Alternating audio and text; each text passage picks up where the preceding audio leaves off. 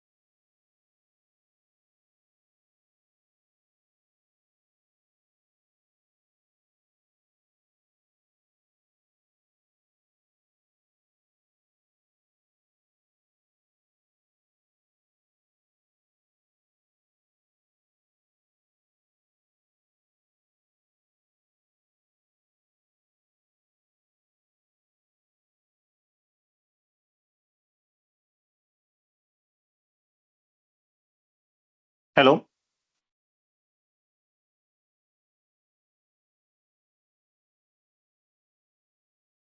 Hello, sir.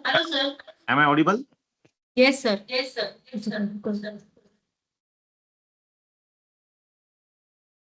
Hello. Hello, sir. Hello, Guru Prasad, sir. Am I audible, ma'am? Yes, sir. Yes. Okay. Nachiket sir, can I start?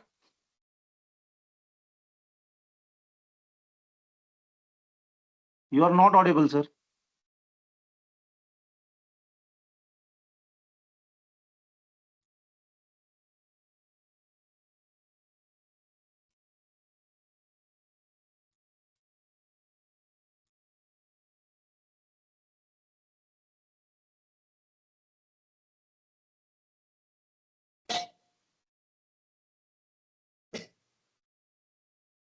Deepa ma'am? Yes, sir. Nachiket sir is actually not audible.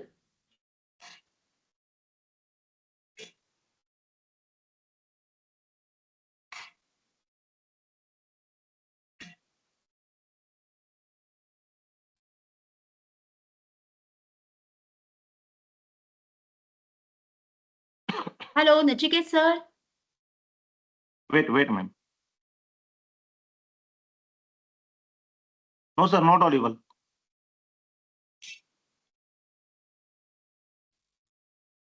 Hello. Yes, hello. Yeah, now am I audible, sir?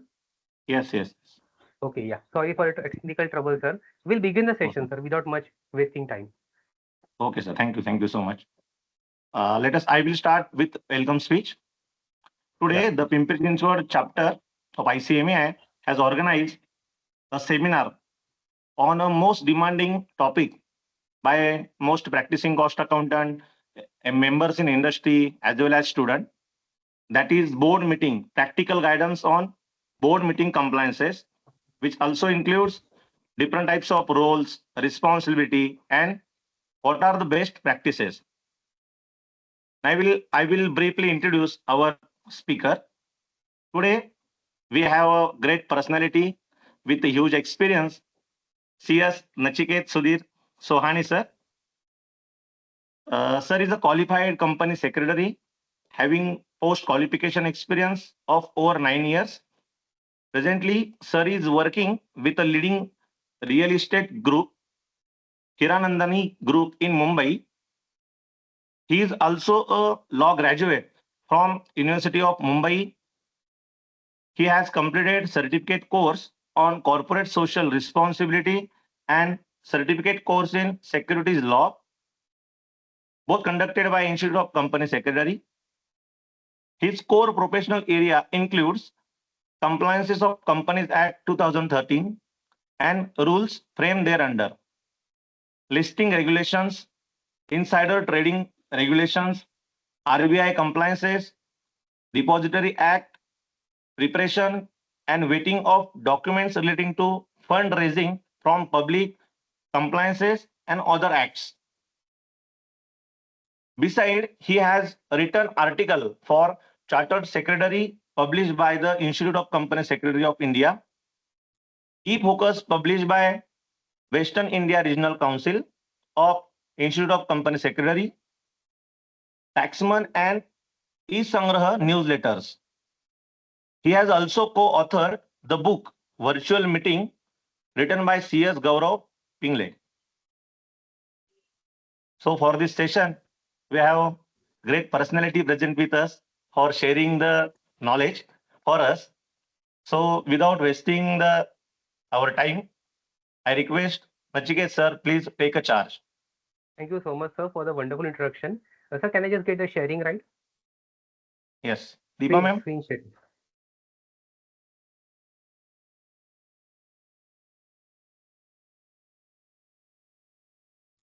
In the meanwhile, sir, I'll just begin the session. The PPT will I load sometime there.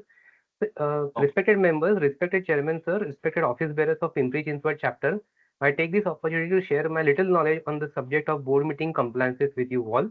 See, the Why this topic holds very close to my heart is because of this unique form of organization, there is corporate form of organization.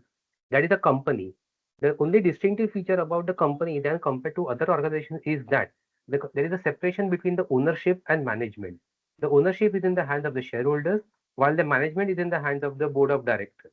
Hence, from a compliance perspective, there are different set of rules for the shareholders as well as different set of rules for the board of directors.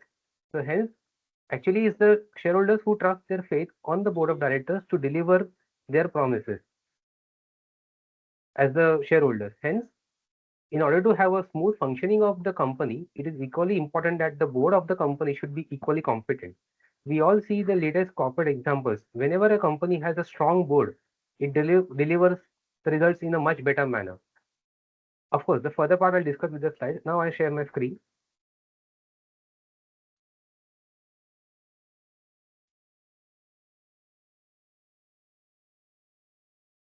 Is the screen visible, sir?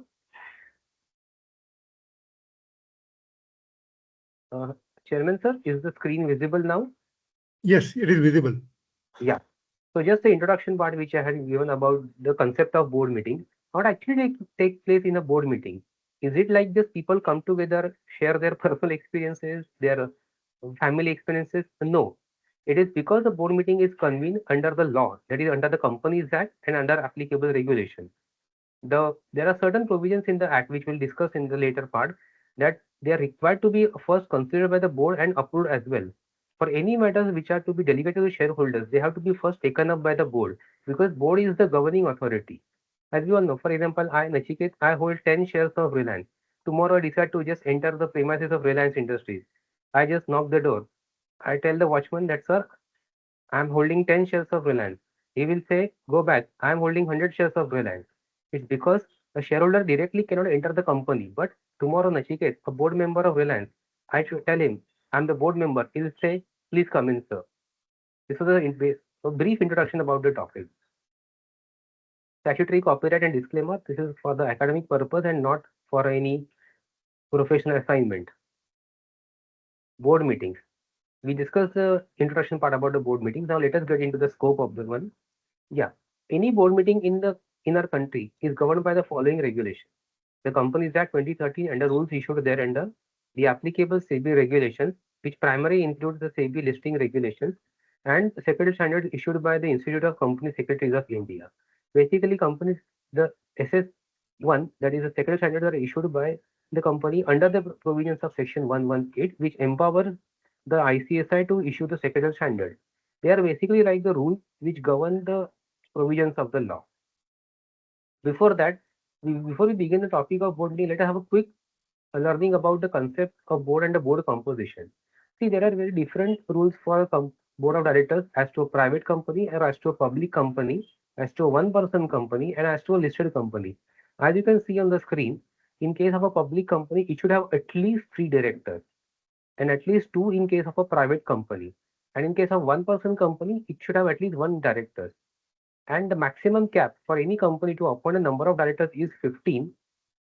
And of course, if they want to increase more, they can approve the same by passing a special resolution. That is, they have to approach again the members. So if we find the good companies, they don't have much directors, the maximum strength hardly crosses 15. So I have actually not come across such a case wherein an SR has been passed to appoint director in excess of 15. Similarly, for this SEBI LODR means a SEBI listing regulation. They say if the chairperson is a non-executive, then it should have at least 1/3 of the board has to be independent one. And if they don't have a regular non-executive chairman, then half the board should be independent. Whereas a regular non-executive chairperson is a promoter, then more than 50% of the board shall be independent. It should be noteworthy to see that the concept of chairman is not there in the Companies Act. They only talk about chairman of the meeting, while the SEBI listing regulations prescribe for appointment of the chairman of the board of directors on a permanent basis. Yeah, quickly about the independent directors. There is no requirement to appoint independent directors by a private company. In case of a public company which are unlisted one, for listed one, they need to have at least 1/3, but subject to the provisions of LODR. So these are the provisions of LODR. For unlisted companies, at least they need to appoint, But for them, thresholds are there. All public companies need not appoint independent directors. Only those unlisted ones whose paid up share capital exceeds 10 crores, and average turnover exceeds 100 crores, and aggregate out borrowings and deposits exceed 50 crores. Also, the law and the SEBI LODR prescribe for the appointment of woman director that every public company with a share capital of excess of 100 crores or turnover of 300 crores should appoint an independent woman, a woman director. LODR goes one step forward. The top 1,000 listed companies based on market capitalization at the year end should have at least one woman independent director. Yeah. Now we look across the provisions in the meeting. See, any board meeting in the life of the company means the whole, what I can say, the whole book of the company is placed before the board. The whole future plans, the whole actionable points, the operations of the company, the business, what it's supposed to take place, is all documented in the board minutes, in the board meeting. Subsequently, when the proceedings takes place, we prepare the minutes of the same, and which becomes evidence in the court of law. But the minutes we'll discuss in detail later. As you can see, the frequency. Whenever the company is incorporated, the company is required to conduct its first board meeting within 30 days of its incorporation. That's a statutory requirement, because in the same board meeting, you first note the appointment of the directors, you approve the issuance of share certificate, you appoint the first auditors of the company, you approve the common seal, if any, you take note of the registered office, you take note of the first directors. Subsequently, you also enable various other enabling provisions like appointment of a depository, which be NSDL or CDSL for the demat of shares. Subsequently, if the company wants to take up high scale business, you need to also go for increase in the share capital, or if you want to go for borrowings, you also approve the borrowing limit in such meetings. As you can see, further, every company should hold minimum 4 board meetings in a year, and a gap should not exceed 120 days. It's like if I hold my first board meeting on 15th of April, then my next meeting should be held within 120 days. It should not go beyond that 15 from 120 days from 15th April. It's like I cannot hold meeting from 15th April directly up to say 20th of August. It should be held within 120 days.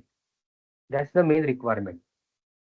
And of course, an exemption notification given to the section company, they can hold one meeting in every 6 months time, because the section company primary is one, not for the profit making purpose, but for the charitable purposes. So the relaxation is given by the law. Mode of participation. In the 1956 Act, only physical participation was allowed, which was something not up to the time, the requirement of a time. Subsequently, in the 2013 Act, which came up with a partial virtual participation, till 2022, any board member could participate through virtual mode, provided but the meeting in which the audited financials were being considered, he had to be in present. But as we all know, we experienced the deadly COVID wave from 2020 to 2022, and that time MCA came up with the relaxation that all the meetings can be participated through virtually.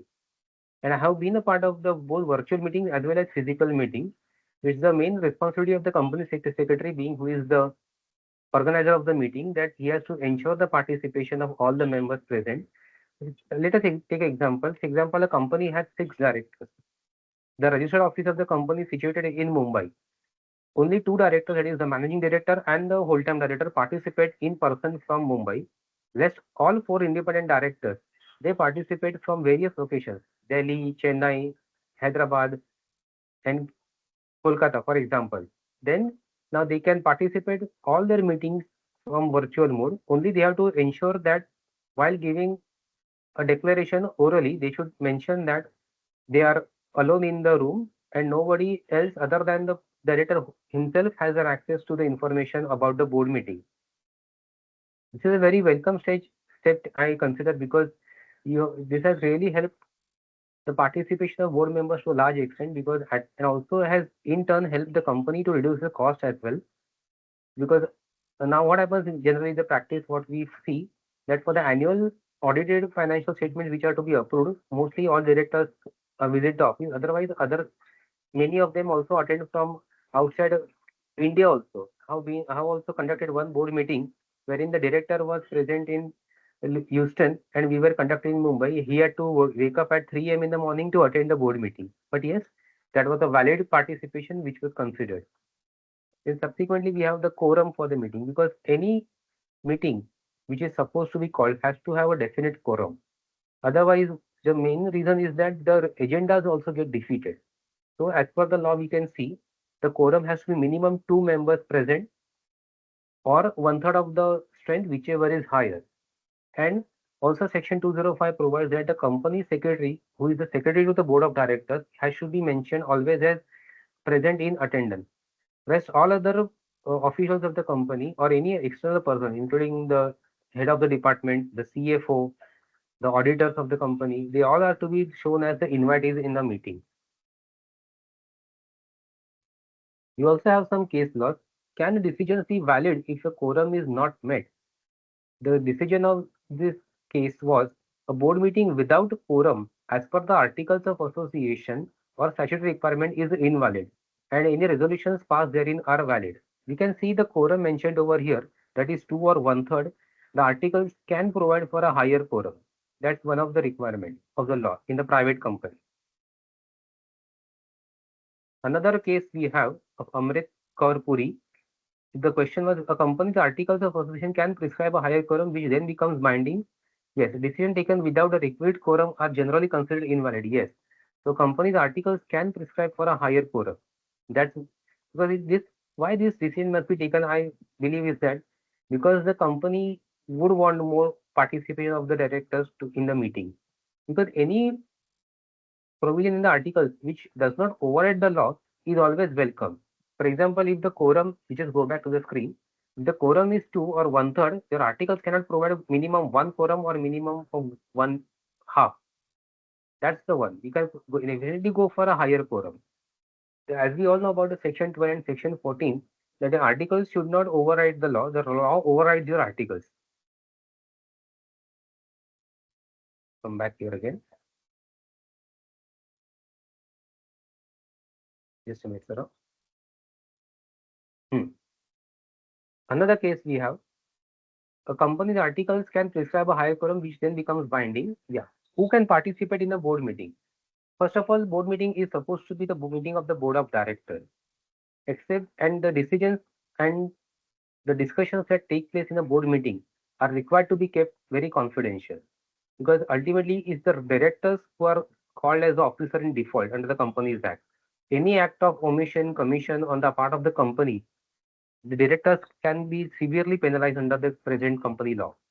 So definitely the decisions which are to be taken up in the board meeting has to be carefully discussed and then enacted upon. Because if you just place an agenda, if the directors are not aware about the company, not aware about the business of the company, then definitely the company doesn't go heads for any prosperity. So the SS1, that is Secretarial Standards 1, prescribes the list. The directors, yes, they ought to be present in the board meeting. Subsequently, the key managerial person, which includes the CEO, the MD, if designated, the CFO, and the company secretary, senior management officials, the HODs, as we mentioned, the head of department, any other external party who has been given a prior intimation about the meeting, they definitely participate for that particular item. Remember, sir, that the senior management personnel, the auditors, and the authorized officials mentioned in front of you are the ones who are supposed to participate only for their specific item only. Let's take up auditors. For a listed company, as we all know, there is the applicability of the statutory auditor, the internal auditor, and the secretary auditor, and a cost auditor in case of the manufacturing companies. Then whenever the discussion comes up for their respective items, the chairman can allow these respective auditors to participate, but yes, at his discretion, they may be allowed only for the specific item. For example, the item of cost audit, if the auditor wants to make any presentation about his audit report, he may not, the statutory auditor may not participate, or the secretary auditor may not participate, and vice versa. Other authorized officials. When I was there with NSDL e-governance, the Protean, they had gone in for a brand change, wherein an external person was appointed. Three of them were supposed to attend the meeting. for the presentation what they had to make before the chairman about the brand new logo and the name of the company. So that was like one example wherein other authorized for officials only for that particular meeting, where neither the board members nor the key manager personnel nor any senior management of the officials were allowed to attend the meeting. Yeah. So before we just proceed, let me just draw highlight on this word of the chairman. As we all know, in the Companies Act, the law does provides only for the appointment of the chairman of the meeting. The company law does not provide for the appointment of the permanent chairman. And only the SEBI listing regulations provide for the appointment of a permanent chairman. Now, what role actually a chairman has to play? Let me elaborate upon. The chairman is the one amongst the board who is elected for the particular meeting, but he actually chairs the company as well. What are the key attributes of a chairman, according to me? Yes, thorough professional knowledge, a good academic qualification. Subsequently, he also has to have a in-depth knowledge about the company, the in-depth knowledge about the officers of the company, the in-depth working of the company, and any potential risks or threats which the company can face. It all has to be noted. It should not happen like that. Item number one, leave of absence. Item number two, previous minutes, no. That is not a role of a chairman. Actually, when I had the pleasure to work with one of the senior chairmen. I can name his, I can share his name because he is also a member of your institute. CMA Shailesh Haribakti sir is the one chairman of various reputed companies. The experience of working with him and to being in the boardroom when he is a chairman actually is the best realization for all the members and all the professionals present over there as to how a company or how the board functions. In fact, he is one of the senior and reputed chairman to whom companies approach that, sir, please be on the board and we want you as the chairman. And subject to the regulatory limits under SEBI LODR, he acts the chairman of the company or chairman of the committees thereupon. So it's not like just the company, the law, you become the chairman. It's like you are the driver of the company. You have to take the company, he has to take the company through various hurdles and difficulties which the company may face. And that's the true attributes of a chairman in the eyes of the law. Yeah, notice. As we all know, any meeting has to be called by giving a proper notice. The why a notice, we can say. Notice definitely contains the time, the date, place, time of the meeting, whether the meeting is held virtual, whether the meeting is to be held in the registered office, whether the meeting is to be held in any other location. Until till this old act, as we all know, the service of notice had to be through a physical means only. But now, any service through electronic media, that is primarily because of through the email, is considered to be a valid notice. What actually is done, and I can tell you that the company secretary, through his email, shares the notice of the meeting. He mentions the meeting number, the meeting type, the meeting date, the meeting place, and the duration of the meeting, the time of commencement to the valid email to all the directors. That is a valid notice. And 7 days prior has to be given. Now let us take how the 7 days has to be calculated. Say today is 16th of January. Next is, so the 7 days from now will be valid for if the meeting is held on 23rd of January. This provision is given in the SS1 that how to calculate the 7 days. Of course, the first proviso also provides that the meeting can be held at a shorter notice because in various companies, mostly in private companies or in unlisted companies, the meetings take place at a very short notice. Now, in my present employment, we are a private group of company. Say I reach my office at 9 a.m. I have my tea, coffee, and I resume my office at say 9:15. 9:30, my CFO tells me, Nachiket, we are having a funding of around 100 crores for our one project. So we need to show a meeting of today only. Just check director's presence with the secretary. And if the presence is there, show the meeting of today's date or at least check a day prior. But the funding has to take place today itself. That is also the case. In that case, while preparing the minutes, we prepare the minute notice of the meeting called at a shorter notice was held on say 16th of January 2026, like that. And as a safety, we just obtain the written consent of the directors that I, so and so director of the company, do give my consent to hold the meeting of the board of directors at a shorter notice.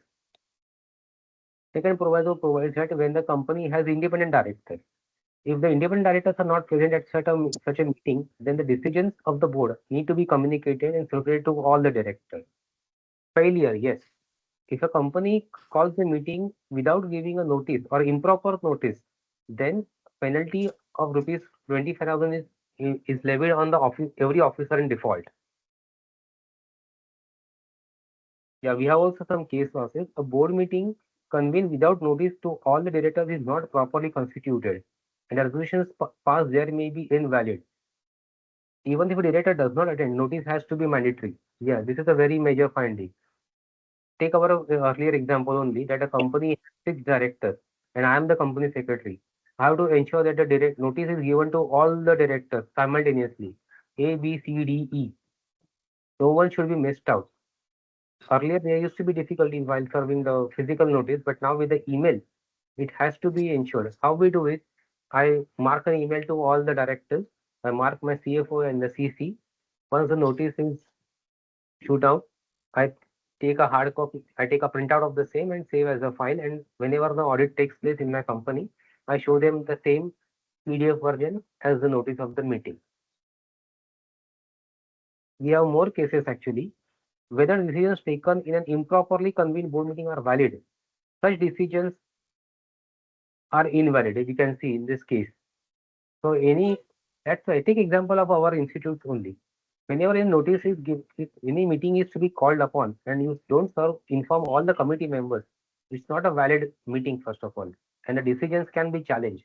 Likewise for a company also, when a notice is served to all the directors, because the main purpose is that all need to be kept informed.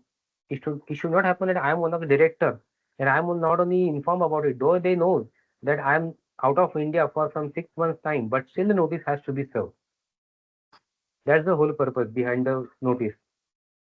We still, in fact, today topic is such a lively that we'll having many case laws with for our discussion.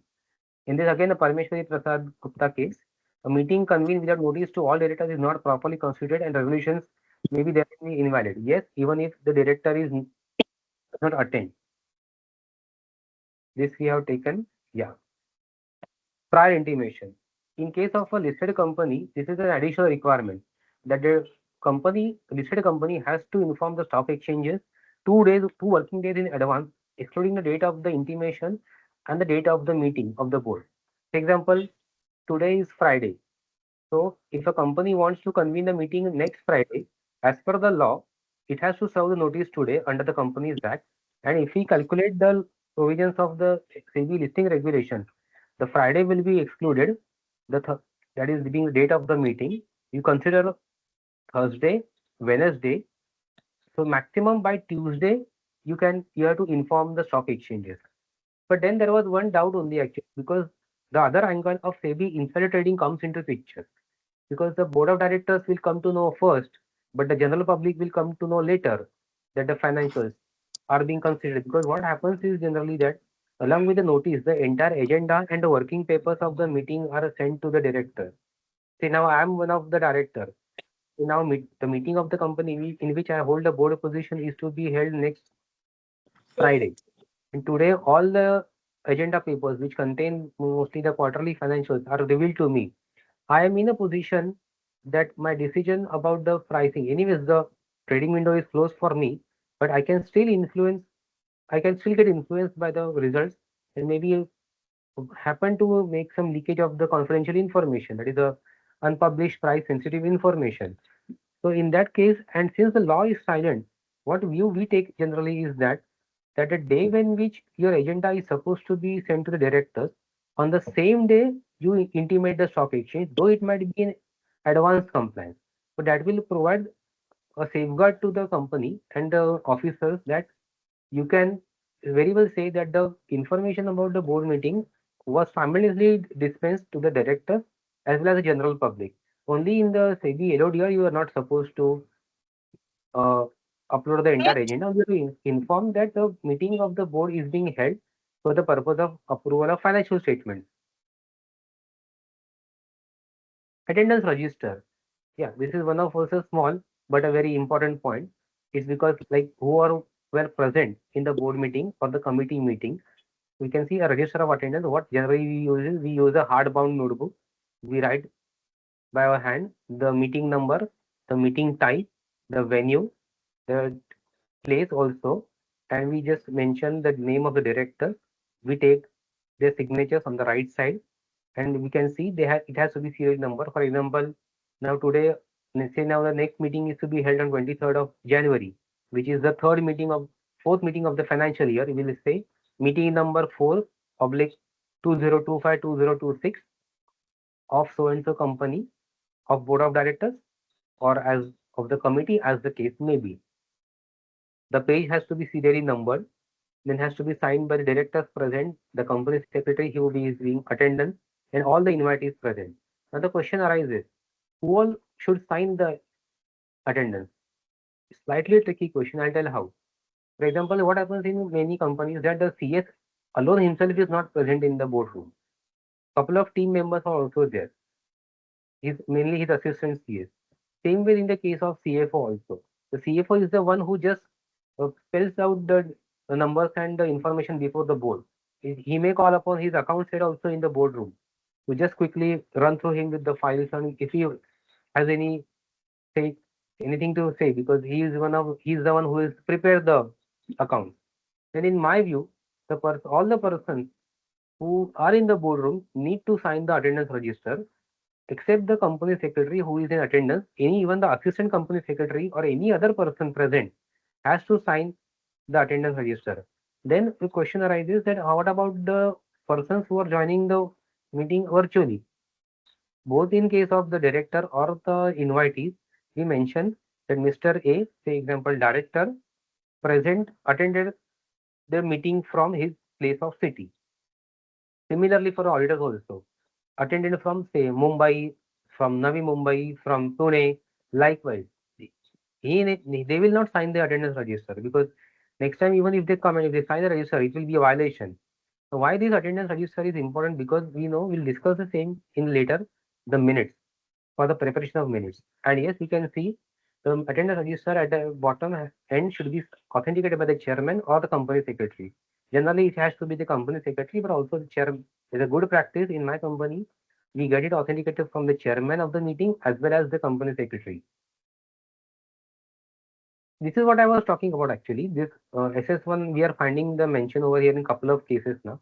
This is the one this SS provisions are not provided in the law, but section 18 of the Companies Act have provided for the enactment of SS1, which provides the wheels for this provisions of board meeting. Yeah, this generally is the picture of the board meeting rule. You can see the chairman, the board members present, and the agenda item is one by one taken up before the board members for their consideration. Please stop me if you have any questions. You can still ask during the session also. How are we going, sir? We are taking questions at the end of the session, sir. Once I'm done with my PPT. Yes, sir. We will Okay, ask okay. question afterwards also. Yeah, during that also I can run through the slide also, madam. Huh? Yes, sir. Sure. Yeah, yeah. As I discussed at the start about the role of the directors, with this being a differentiation between ownership and management of in a company, the directors have a fiduciary duties towards the meeting. You can see in this Firestone Tire and Rubber Company case, the directors must act in good faith and in the best interest of the company, especially during the decision making of in the board meeting. Now you can see the IPO boom coming up in our market for the last around about 10 odd years. Today we are also celebrating the 10th anniversary of the startup in India. 10 years ago when the startups were first launched. So we all these companies definitely startups be or any of the listed companies they are appointing various executive directors as well as the independent directors. Most of the companies, even though the listed ones, even though are still managed by promoters only, that's slightly a disappointing picture because when you have a public participation, you generally would want more and more transparency and independence of management. But hopefully, in the years to come, we will shift towards that regime very soon. So it's very important for directors who are sitting in the chair to really do the best for the company. We have so many notorious cases. The best example was the Satyam case, definitely was the ILFS case which took place and definitely eroded the funds of the company. Yes Bank was dissolved, the present Indigo crisis, the Jet Airways crisis also. They definitely raises questions about the role what directors play. Then the questions also are what role generally the independent directors also play upon. Are they are only made to sit for their fat commission and sitting fees, or do they really ask questions about the performance of the company? That's why I made a statement some time back that the companies who generally have an independent chairman have really performed better. It's because the company believes that the person who is an independent chairman can definitely bring his expertise. Most of the chairmen I have seen in my short career that they have been the members of the three prestigious institutes. So they definitely bring a more good governance and accountability to the board. The best example, I'll not name the company and the chairman. There was a case when the company had an executive chairman only. It was an unlisted company, and the company wanted to come up with this ESOP scheme for its members, for the employees. But the rule was that it was only made up to the for the permanent employees and up to certain grade of employees. Then one of the independent directors, who was the chairman of the audit committee, he objected, saying that the law, company law says that the ESOPs should be granted to all the permanent employees of the company. Now you cannot conveniently deviate from this term permanent employees. You need to cover all the employees. For example, if I'm a graduate, after my BCom, I join a company. I'll not retire at a salary of say 1 CR or 2 CR. But also I'll not end up with a designation of vice president. At the most will be a manager or general manager level to the age of retirement. So if you conveniently exclude those the manager category and only exclude the vice president category in your ESOP scheme, the person who has given his heart and soul for your company for the 40 years will benefit nothing. Then this was the main objection raised by the independent directors, that you need to cover everybody in your fold. And that I would say was one of the major participation I had seen from my naked eyes, the active participation of independent directors in the board meeting. Of course, there are a lot to say, but we'll move ahead. If we have time, we'll definitely share the same with you. Yeah. Board decisions. As we had just come to this point, any decision of the board, how they are challenged. Because we see many companies or many boards, they only come up with their unanimity. The chairman of the meeting, the board, who's generally from the promoter group, he comes, he says, this is my agenda, I need your approval. No discussion, nothing. Even though it may not be in the interest of the company. That's why we see the companies which are not even governed, I would say dominated by the promoters, rarely succeed as the others. Rather, the success rate is very slow because they don't rely upon the external advice. And also, one thing, friends, as I mentioned about the concept of independent directors, the biggest risk for any person is to become an independent director of a company. Don't go by the number of salary, the uh, percentage profit he earns from the company, but the risk what he has. Because tomorrow, say, if I become the independent director of the company, my chairman, the executive chairman says, Nachiket, you will not be there actively only for the meeting purposes. And tomorrow, if anything happens, the whole board goes for a toss. And mind you, friends, the penal provisions in the Companies Act are not just restricted to the executive directors but also to independent directors. Only if they establish the fact that they were not present in the meeting or they were not party to the decision. But that was a very lengthy legal process. So any company or any board member who wants to be part of the company's board should be taken into confidence. We can see why the decisions can be challenged for the lack of proper notice. Yes, if you don't serve proper notice, definitely decision can be challenged. Quorum, yes, as we had discussed at the start, the company has to have a proper quorum of meeting. Decision falling outside the board, powers of the board. As I mentioned in the start, certain decisions cannot be just taken by the board. They need to be delegated to the shareholders. Just for a simple example, I'll begin with the borrowing power. The paid up capital of the company is rupees 1 lakh, but it wants to borrow rupees 2,000 crores. That is, it wants to increase the borrowing limit. The board on its own cannot approve the limit or increase the limit. It has to approach the shareholders, and with their consent only, the borrowing limits can be increased if it is beyond above the paid up share capital. And any act of the board which is due of fraud or a malafide intent, these decisions can be definitely challenged. Yeah, we have this very famous case, the British era, Foss versus Harvard. The courts generally do not interfere with the internal management of the companies. If the act complaint is of that could be ratified by simple majority. However, these rule exceptions, particularly in case of fraud, the minority or where the act is ultra vires beyond the powers of the board. The famous example we all know, Solomon versus Solomon, lifting of corporate wealth, which we have studied from our 11th standard. The courts generally do not interfere in the matters of the company, but when there is some fraudulent intentions being carried out by the board of the company, then the corporate veil has been lifted, and then it is proved that the management and the ownership is not distinctable. Yeah, this is the outcome I have mentioned, but that only the listed companies are required to disclose the outcome of the board meeting. For example, if a dividend is being declared, cancellation of a dividend, buyback of securities, fundraising activity, the bonus issue, reissue of forfeited shares, alterations to the capital, financial results, and voluntary delisting. Just while joining the meeting, I came across news that Wipro has declared the results today, and also they have declared an interim dividend. So, if for further information, you can check the script, Wipro script from the stock exchanges, and you will find the elaborate mention about the items which are being displayed upon any of the item which it wants to take up. They display upon it.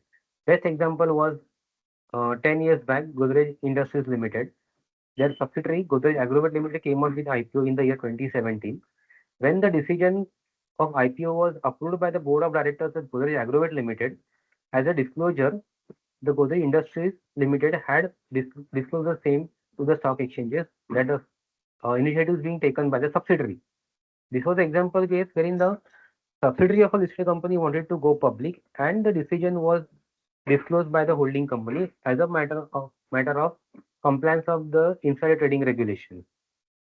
Then you can see financial results, of course, yes. There is a time limit given by the LODR to publish the financial results. Till January last year, there was a restriction to publish the financials within 30 minutes from the end of the meeting. Now, if your meeting concludes after the market trading hours, you get 3 hours to disclose the financial results, both in the PDF form as well as XBRL form. However, if the meeting ends early, that is before trading hour closure, then you need to disclose the same within 30 minutes. The primary intention is behind this regulation, according to me, is that in case of listed company, you have a large participation public. If you just see any script, that Reliance, L&T, the top companies, HDFC Bank, ICICI Bank, if you visit the script, if you find a shareholding pattern, you will find a number of shareholders. And however, as we mentioned, the board is very small group which is managing the whole company, and they are in possession of very confidential information about the company. It's a UPSI, and if that is not made public, for example, take example of Reliance. Reliance declares the results quarterly today. The profit says around 10,000 crore. That is only being known to the certain class of people. But if the information is not made public, it can happen that the certain people in the company can definitely make undue advantage to their benefit and definitely erode the wealth of the shareholder. This is the primary reason I believe for the disclosure of the board meeting outcomes for a listed company. Unlisted companies are not required to disclose anywhere. Yeah, time limit for disclosure we have just mentioned 30 minutes if the meeting ends on the before the trading concludes, and 3 hours if the meeting gets over after the trading hour. Yeah. This is another interesting case, Man Industries Limited. The contents of the disclosure can be challenged if there is evidence to the contrary. Circular resolution. Yeah.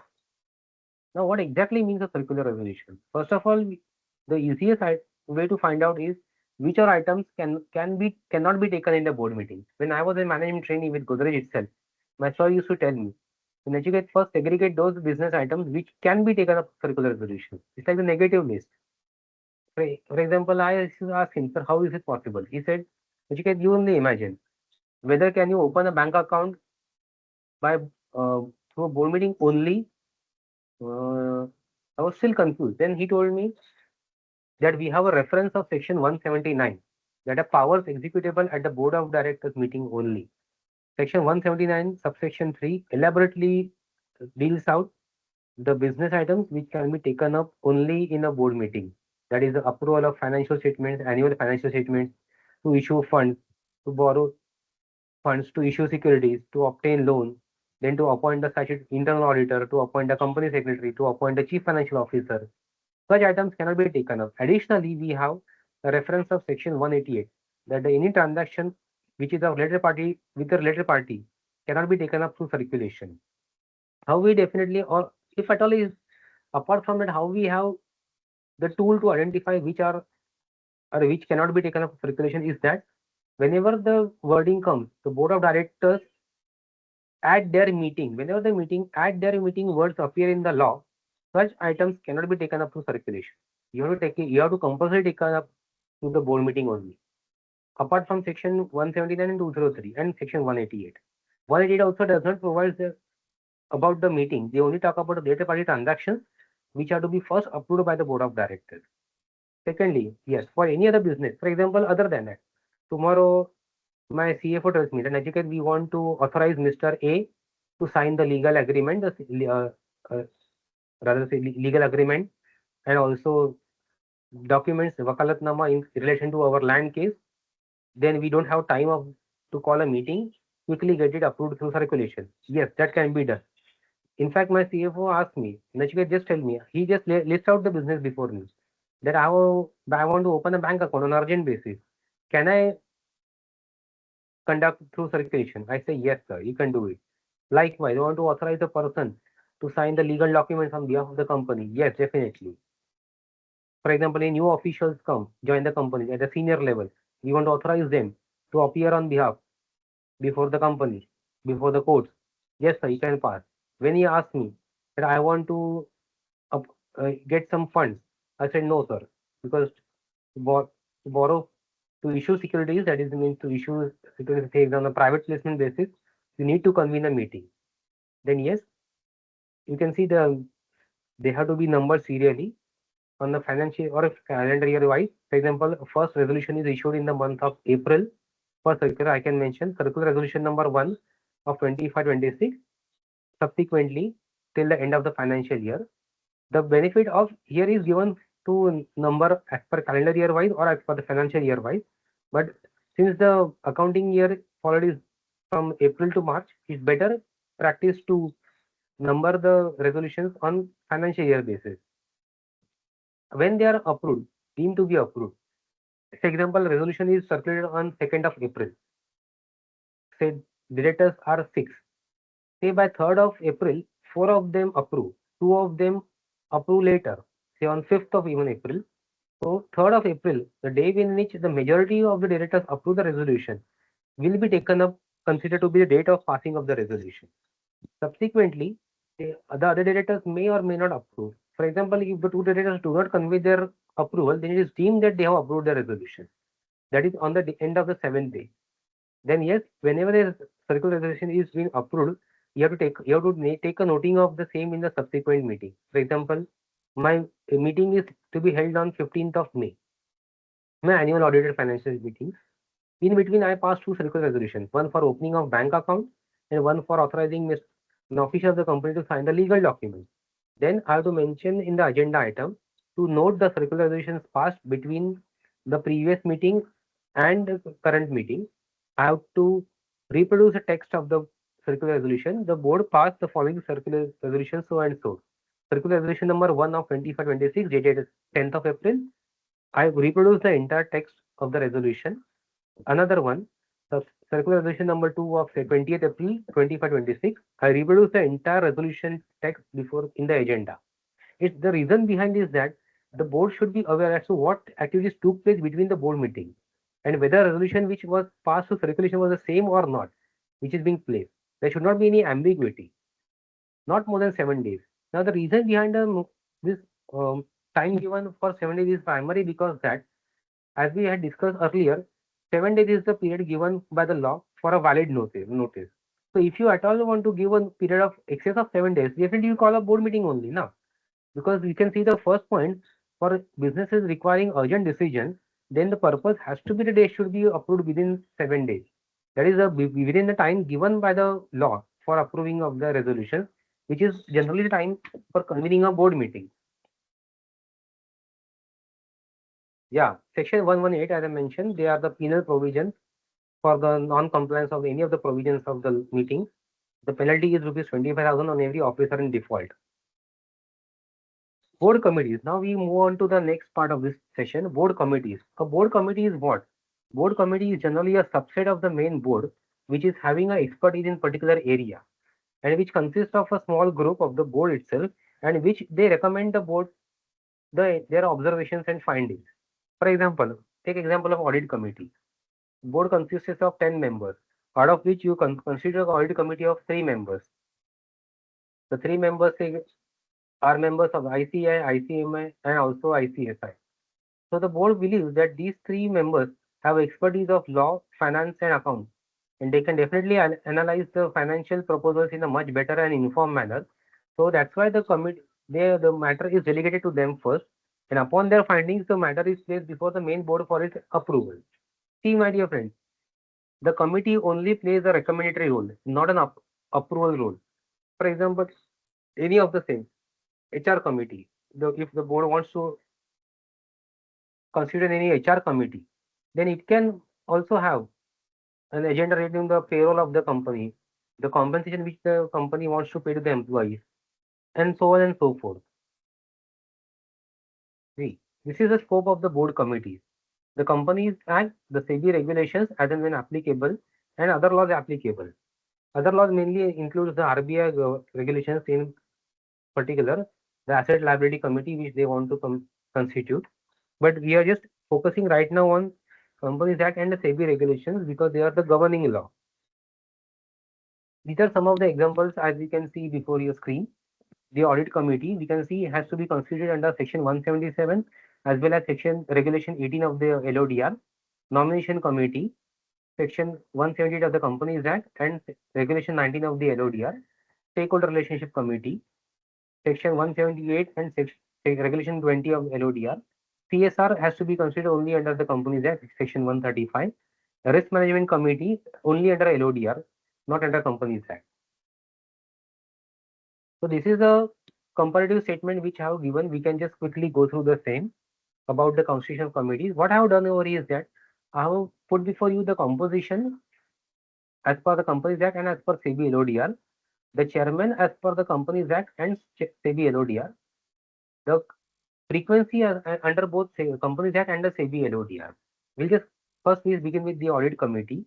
You can see the composition has to be 3 in both the cases, in the minimum composition, but the Act provides majority should be independent directors and this provides 2/3 should be independent directors.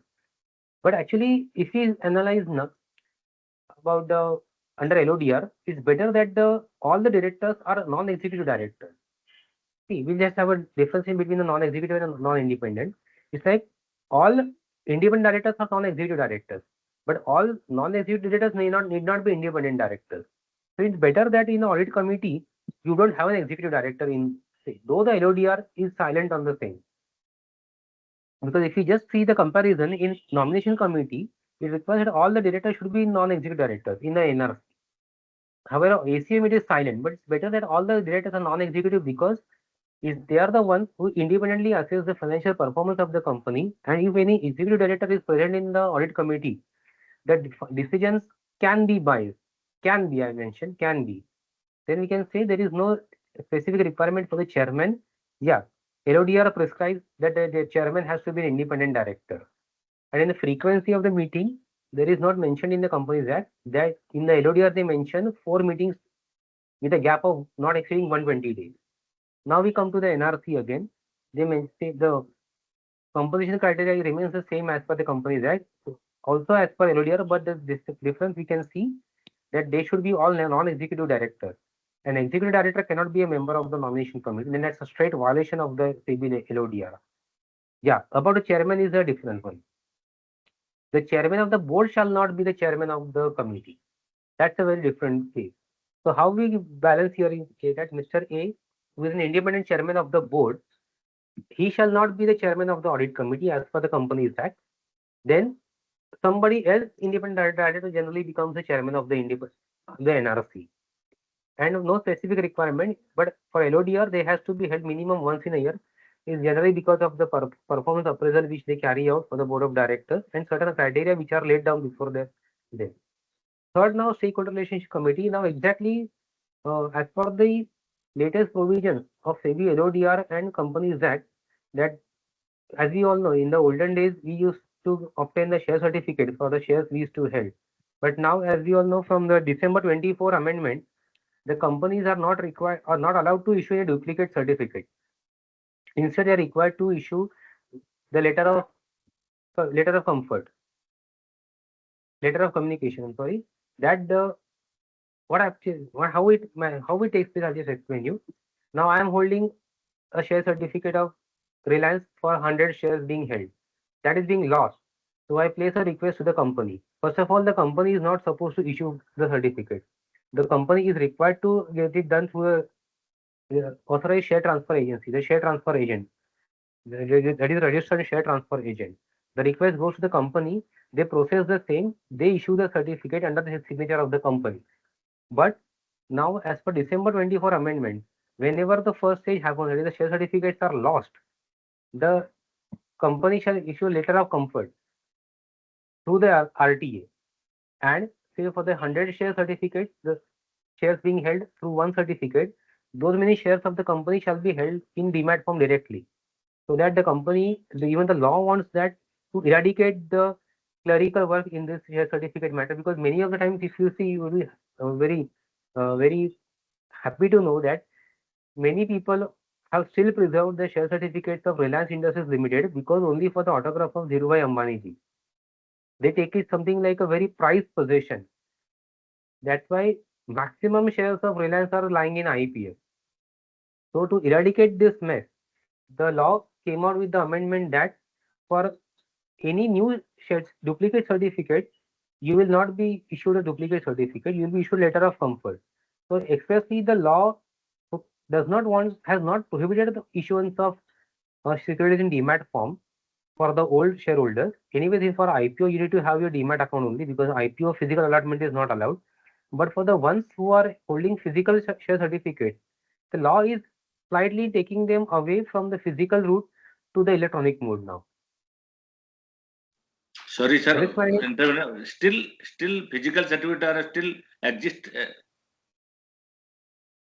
Yes, sir. Not Actually, mandatory. Not mandatory in the Indian Company Act to make demat form. so no, as I mentioned, this is not a compulsory requirement to convert a share certificate in demat form, sir. But if at all your certificate is lost or misplaced now, you will not Means get a fresh that I am duplicate telling is certificate. still it is allowed. Those who are earlier old shareholders and having the old certificate, still Company Act allowing to or SEBI allowing to continue that physical certificate. Yeah. So they are allowing the same, sir. But if at all you want to get it transferred, maybe after the nominee now, that nominee will not receive the same certificate, sir. They will issue the shares in demat form, sir. Okay. This was actually a landmark amendment in LODR in 2024, sir. Okay. Yeah. And as you know, sir, as for even the small companies, except the small companies, all the private companies and public companies also are required to hold shares in demat form now. That they are required, the transfer cannot take place if they are not in demat form. Yes. Okay. Your risk management committee. The risk management committee is only a committee under a LODR which allows a person other than board members to be a member over there. But the board members has to be in majority. The chairman also can be in director or a senior executive of the company, and they should hold at least 2 meetings with a gap of 210 days now, which was 180 days prior to the amendment. CSR committee, yes, minimum 3 members and 1 independent director. If the company is not required to appoint independent directors like a private company or any unlisted company not meeting the thresholds of 10 crores or 100 crores of turnover, they can continue with the 2 directors only. And no, it's not given under LODR, sir. So yes, sir. Actually, we are now heading towards my concluding part of the slide. So these are the key success factors which I have listed down for a successful board meeting. That the agenda has to be clear and a specific one. We should be specific with the agenda. Then the meeting documents, the board facts, and other references. For example, the financials approval of financials. The entire financials, the draft financials, the draft audit report should be obtained from the auditor, and the same has to be circulated to the board members for their consideration. Do not deviate from the agenda. Yes, if you're taking up one agenda, say like financial transaction, conduct the meeting in such a way that that item is first taken up and is run through properly. Don't leave any agenda item incomplete, because that is not a proper way to conduct a meeting. Unless you complete one agenda, your meeting will not be a success one. Then the facilities and tools are in order. Yes, if your meeting is in a physical mode, but say you require a big screen, just wait, sir. Just hold on, sir. We need to have a giant screen. Mostly we have a LED television.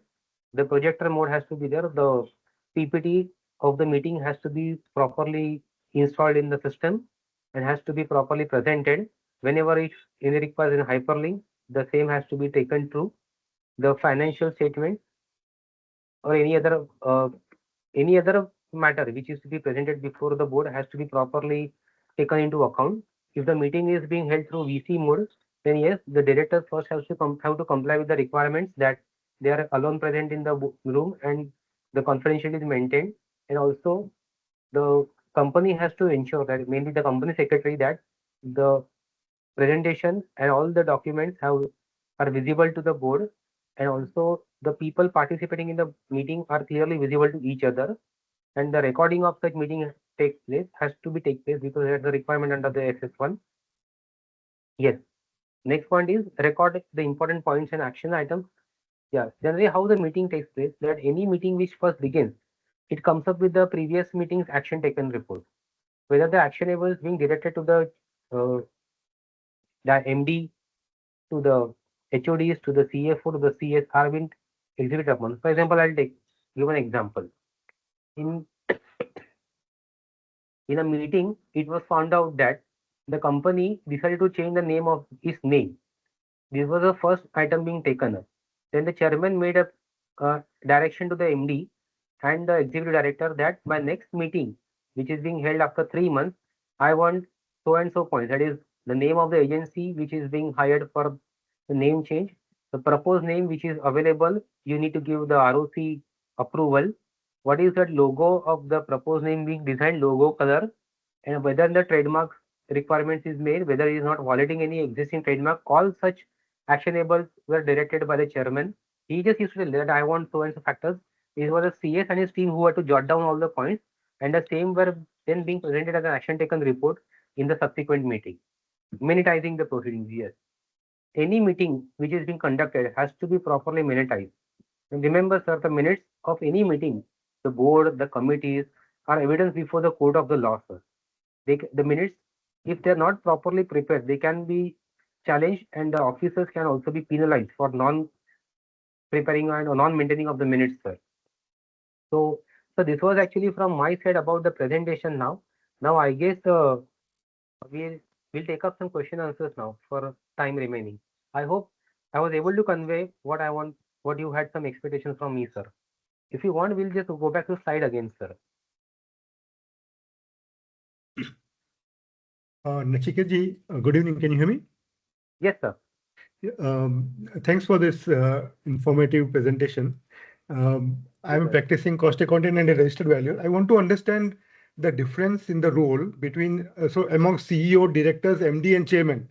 So we hear this quite a lot. And is this different between a promoter run company versus a professional run company? How is it organized in both the different setup? Sir, generally, MD and CEO are mostly one person only under the law only. It's because he is the one who looks after the daily affairs of the company, the day-to-day management of the company, and chairman is the one who takes stock of the situation of the company during the meeting only, sir. Generally, the board members do not interfere in between the company, as they should not do only, first of all. Of course, with the prior permission of the chairman, they can definitely approach the company. So CEO is the one who actually is the face of the company, sir, who is authorized to take all the decisions on behalf of the board, sir. And he's ultimately answerable to the company. Now I'll tell you how practically situation takes place, sir.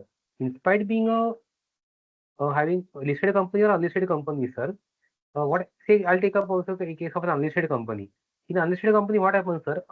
Who is required to appoint an independent director. Such independent director is appointed as the chairman of the meeting, sir. And the MD and the CEO, turn by turn, they make the presentation before the independent members, sir. That this was the performance of the company.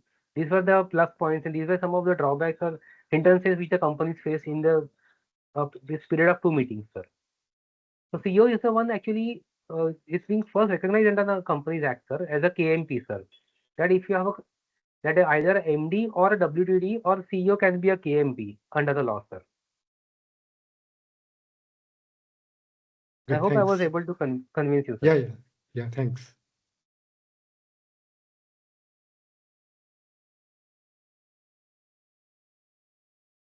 We have chat, I guess. Questions in the chat box. No, no. Actually, I would request you all to join for discussion, because what actually happens in webinar mode is that the speaker puts his views. Now is the question answers from the members which makes his presentation more meaningful, sir.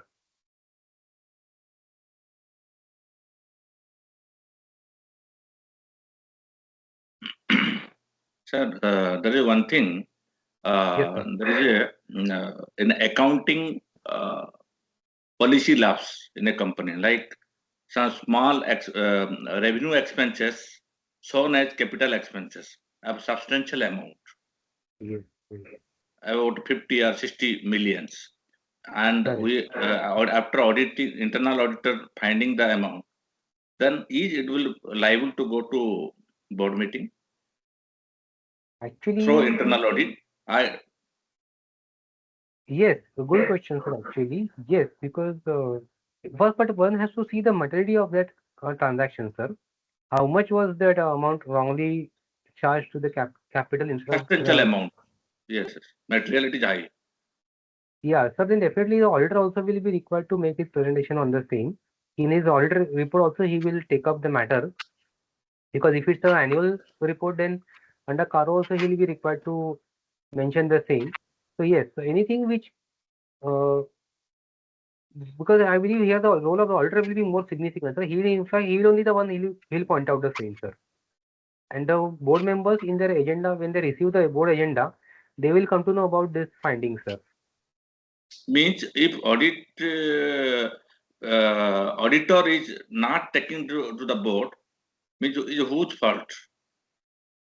But actually, auditor You know, has to management don't want to show it to go to the board. But there is a question, material misstatement, and we have changed finance change from it is an inventory to capital spares. Sir, no, then definitely auditor will make a presentation. He'll qualify the report, sir, because the management is not agreeing to his observations. And any auditor from his professional background, sir, will definitely would like to make his findings safe, because as we know, they are also covered by ICAI, and such matters take up, sir, they are also charged heavily by ICAI. Disagreement between the auditors and management is a very common thing, sir. That's why, sir, we have many frauds coming. We had many frauds coming up in the recent past, sir. Okay.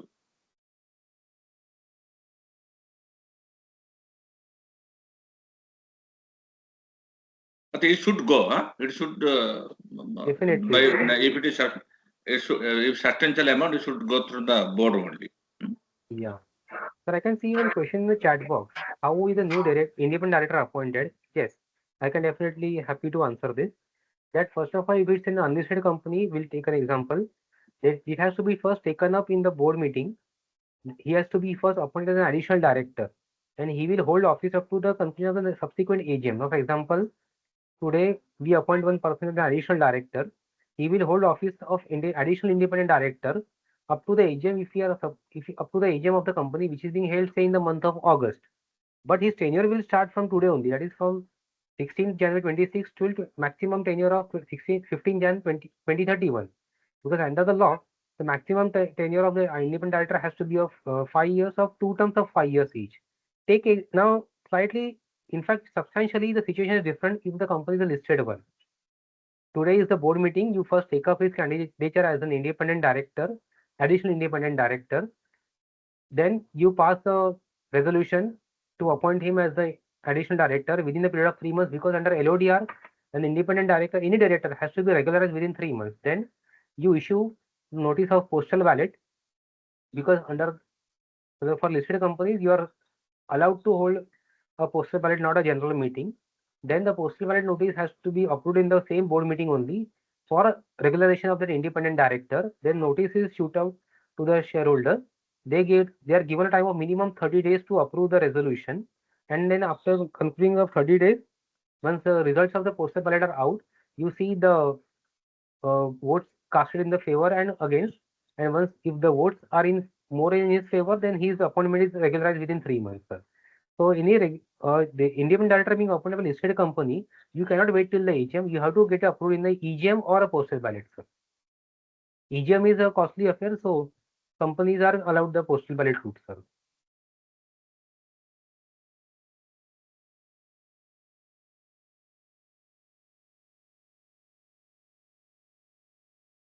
More questions, sir, because I want this topic is such that questions are bound to come, sir. Sir, in India, independent directors are to be appointed for the unlisted company also. Since when, sir? Yeah, sir. When it is applicable, please? Sir, I had discussed in my previous slide. I'll just share that PPT once again. The threshold value limit.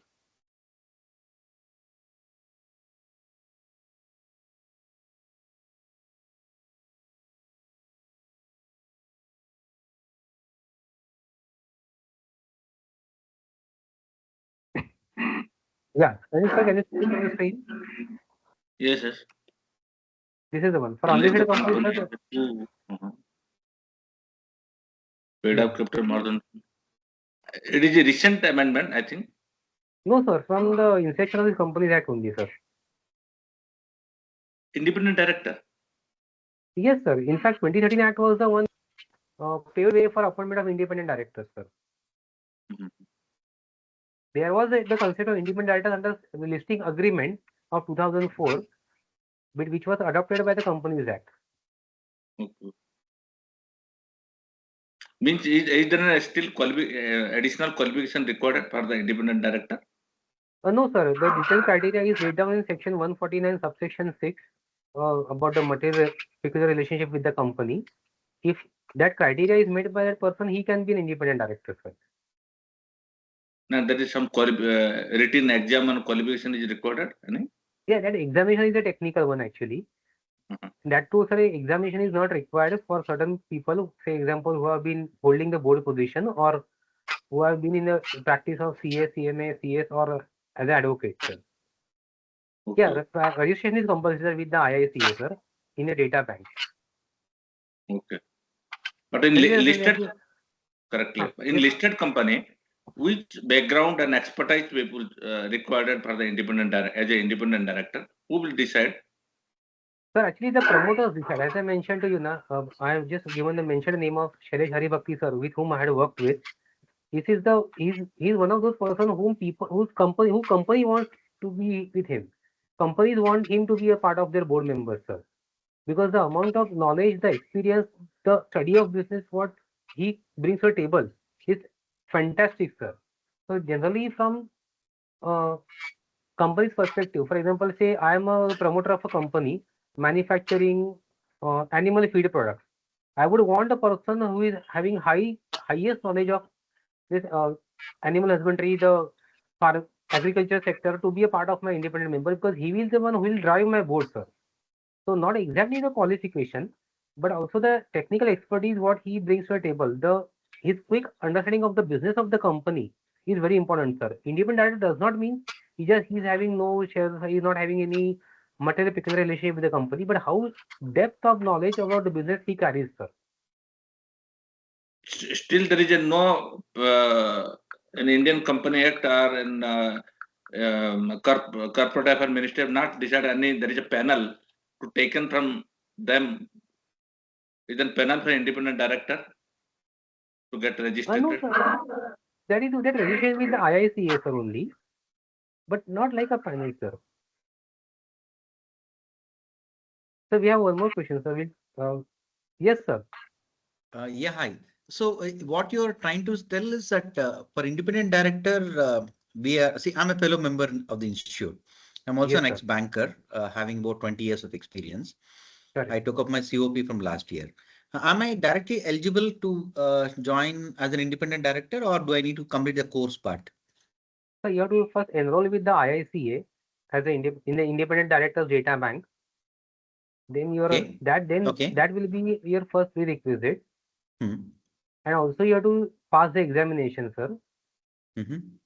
Because only if you're not holding a board position, if you're holding a board position, then the examination is exam, sir.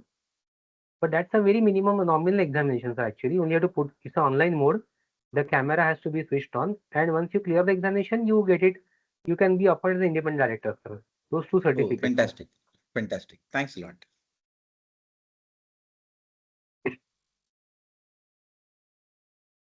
Yes, sir.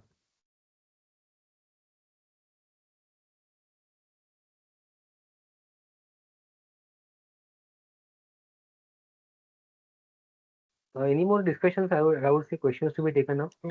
Any specific any, remuneration part, sir, promoter- for the independent director? One by one, sir. Yes, Jay, sir, Okay. you can.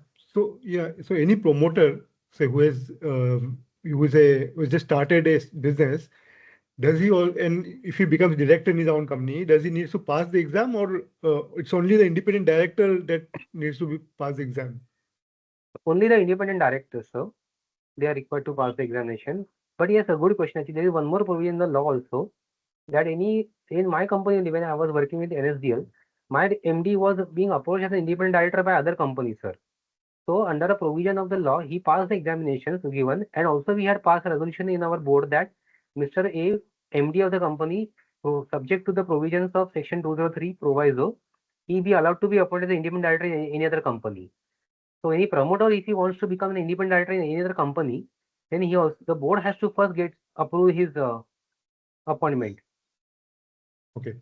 And besides seating fees, is he entitled for any other remuneration?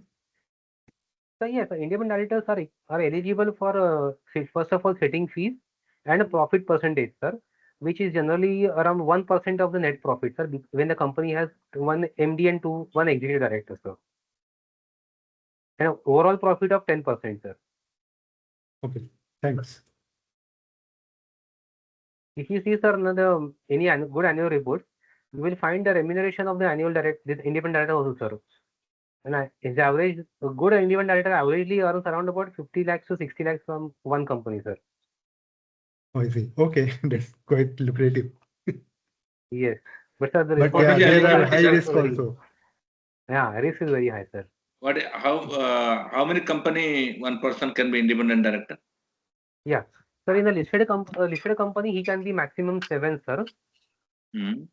That's the requirement for the independent director, sir. And in the company that the requirement is in terms of the 10 public companies, sir.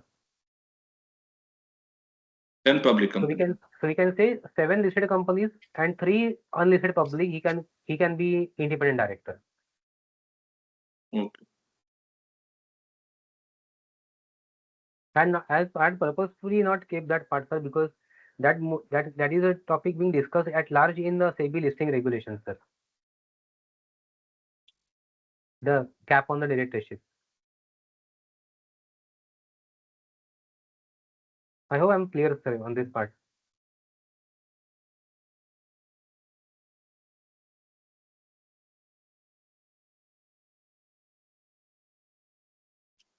So, So थोड़ी out of box question है. In SME IPO, uh-huh. SME IPO, these also to be governed by under SEBI regulation. There is specific. Yes, sir.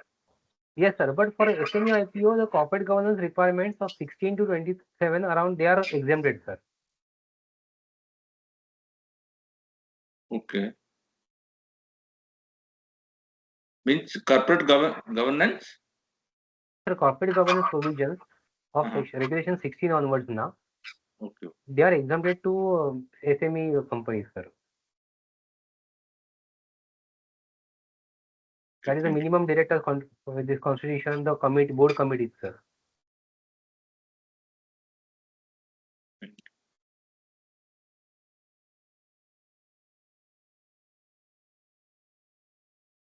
So anything further, sir, to be discussed out? Any other members also? Chairman, sir, I would request. I would also happy if all other members also participate, sir.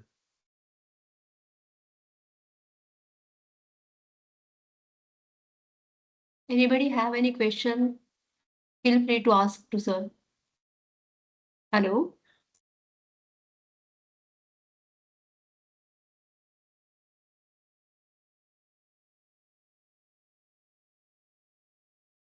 Sir, you are telling that independent in audit committee of listed company to be a independent director, the chairman. Yes, that is the requirement of the LODR, sir. That is good. There is a more transparency and that is why. Sir, I mentioned that in the audit committee, sir, now there is no requirement of having only non-executive director, sir, which is there in the NRC committee, sir. NRC? In Come audit, again? in NRC committee of listed companies, sir, the minimum 3 members should be of non-executive directors, sir. However, Okay. in the listed companies audit committee, this requirement is not there. The 2/3 has to be independent, sir. So that even the MD can be a part of your audit committee. That's the problem, sir, actually. That hampers the independence of the board, sir. But in India, board size is 1/3 independent director. So that's a minimum requirement, sir. Minimum requirement, sir. At least 3 members, sir. No, total board size in listed company 1/3. Independent director. Yes. So it's maximum hardly is about 10-12 people, sir. Now, so it comes to be 4, sir, actually. If there is a 12-member board, what is the board size? Suppose in big companies, how many directors happen? 12 members? No more than that. 1/4 should be minimum audit committee members. So actually, practically, what happens is not, sir. I'm not telling, sir. I'm not telling audit committee. I'm telling to board of director. Sir, 15 is the limit, sir. Either 15, 15. sir. 15. Board size. Means 1/3 will be the independent director.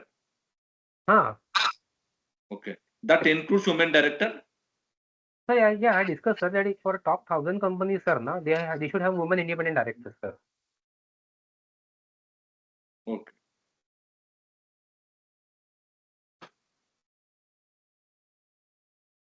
Sir, last question from a personal question. I am a CMA. At present I'm working in Saudi Arabia as a consultant to one of the company. And Like to connect you, sir, I have just last year. Now I'm here in the costing budgeting section as a just retired from the active job, and now as a consultant I'm working here. And I think next year I may be back to India. And now I'm last year I'm a COP holder. Last year I'm open practitioner. So I want to interested for this independent director course. So I will I can give the exam. Huh? Yes, sir, you can enroll at the IITA website. Okay. The procedure is laid down for the same, sir. And as a COP, I can become independent director. Huh? Yes, sir. Yes, sir. Okay. Thank you.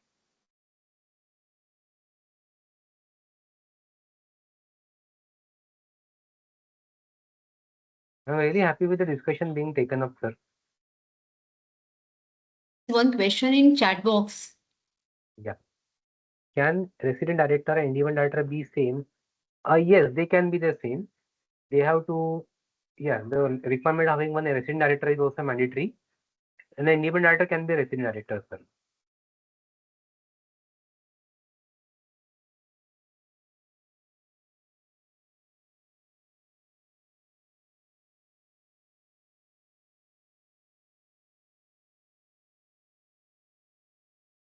If there is no any question, can we conclude today's wonderful session?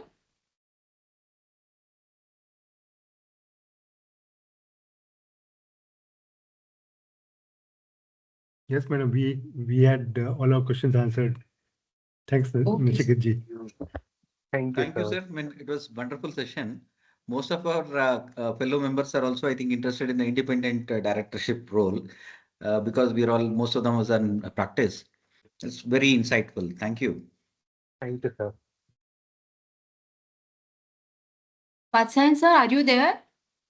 Yes, Vatsan yes. sir, can you Yes. please conclude the session? Okay.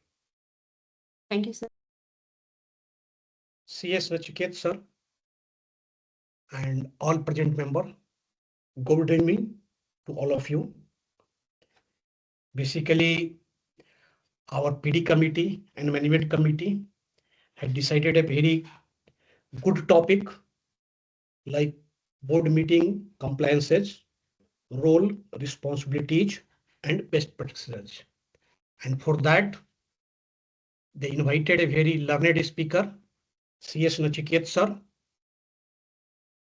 So I would like to thank the PD committee and management committee of Pimpri Chinchwad chapter for organizing all this. CS Nachiket sir has presented the subject very well, explaining every step by step of the board meeting, notices, quorum, relevant case law, and act. Basically, he explained in a very practical way how the act is, what all the case law relevant, and how this is actually on practical way it is correlates. So this is a very excellent way of presentation, I can say. He also explained the role and responsibility of company secretary, chairman, director, independent director, and more emphasize on the from the audience side was the role and responsibility about the independent director, their appointment, all other things. So I would like to thank him for making all this preparation and sharing the knowledge with such a nice audience. It is also important to thank all the members who has asked question and make the session live and interactive.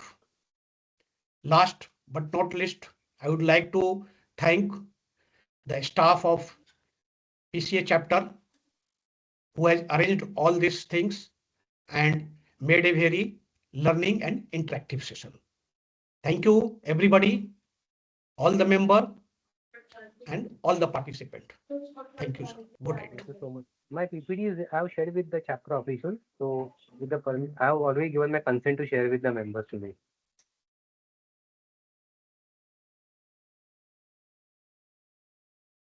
Okay, sir. Thank you, sir. Yeah. Thank you so much, man. Thank Thank you you, so sir. much for your cooperation. First, thank you for inviting me and sharing my knowledge. Even it's a good learning and knowledge enhancement for me also, sir. Thank you, sir. And apologies for some delay. I just left. I had just joined after my office only, sir. I'm into employment. That's why there was a delay from my side. No problem. Okay. Sir. But Thank you, overall sir. session was very good and we learned a lot. Take it with me, sir. Okay, sir. Okay, good night. Thank you, sir.